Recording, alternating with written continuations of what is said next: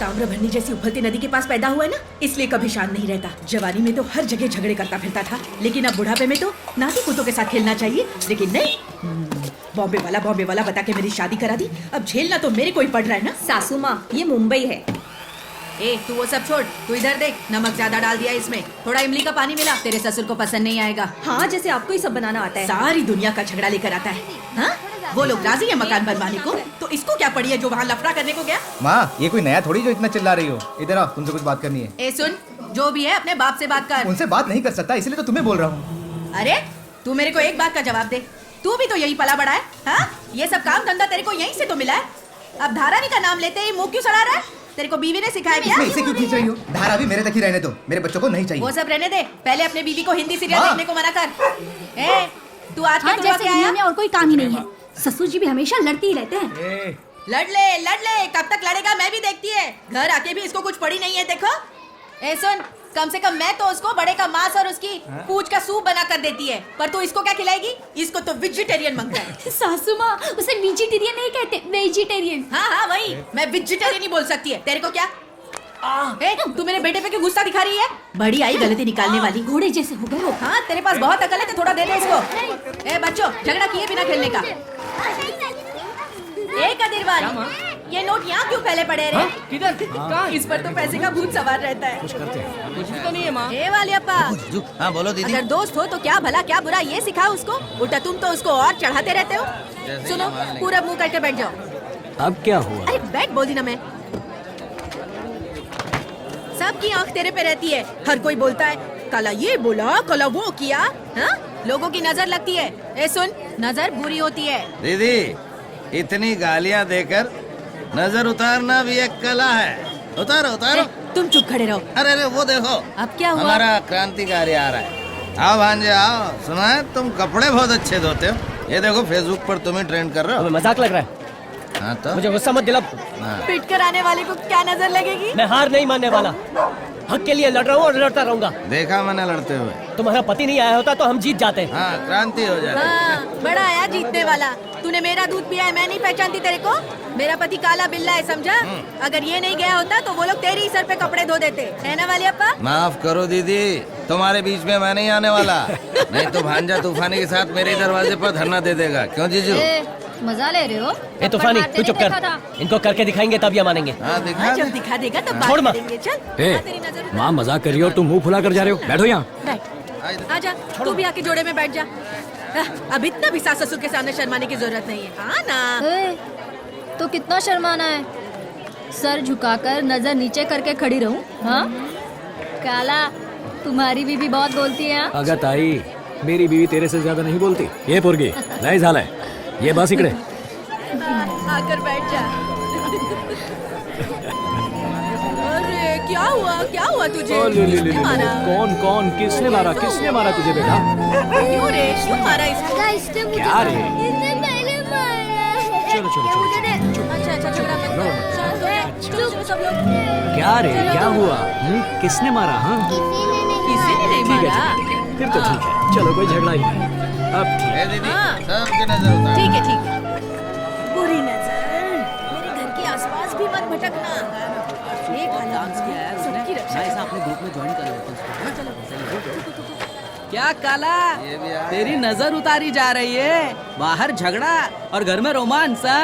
हाँ बे, मेरी बीवी है, जैसे चाहे रोमांस करूं, कौन रोकेगा मुझे? अच्छा, बुढ़ापे में लगे रहो। ऐसी कौन सी उम्र हो गई है हमारी? उम्र होने पर प्यार बढ़ता है, क्यों जी? आत्ता बोल ले, चाहे तो ड्यूएट गाकर डांस भी करेंगे। हाँ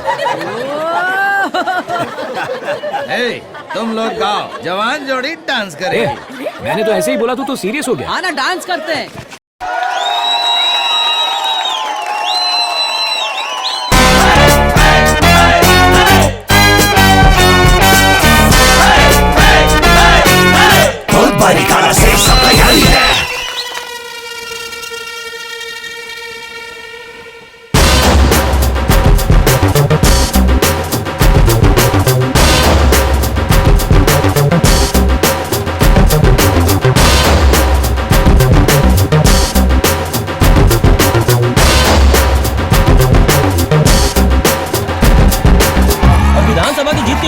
ना धारावी के हार का गम, ये हरी दादा के सर का दर्द बना हुआ है।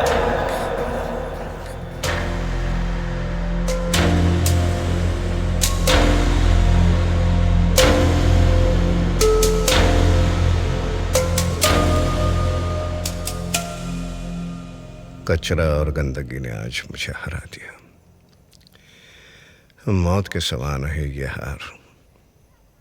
आसान काम को तुमने मुश्किल में बदल दिया खामखा। खैर, गिर के उठने में भी मजा है। जीतने के और भी तरीके हैं।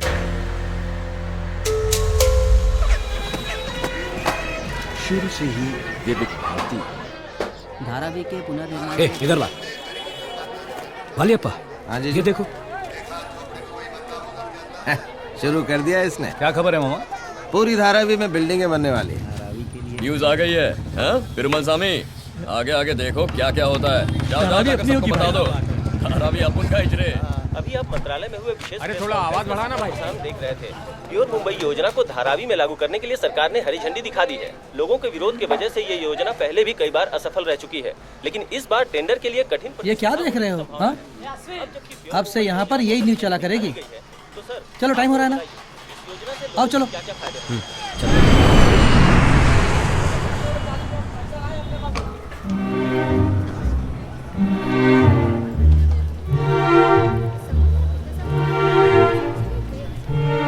जरीना मैडम। नमस्ते मैडम। नमस्ते मैडम। अच्छा, फाइन फाइन। आइए मैडम। ये लेनी है हमारे साथ काम। वेलकम।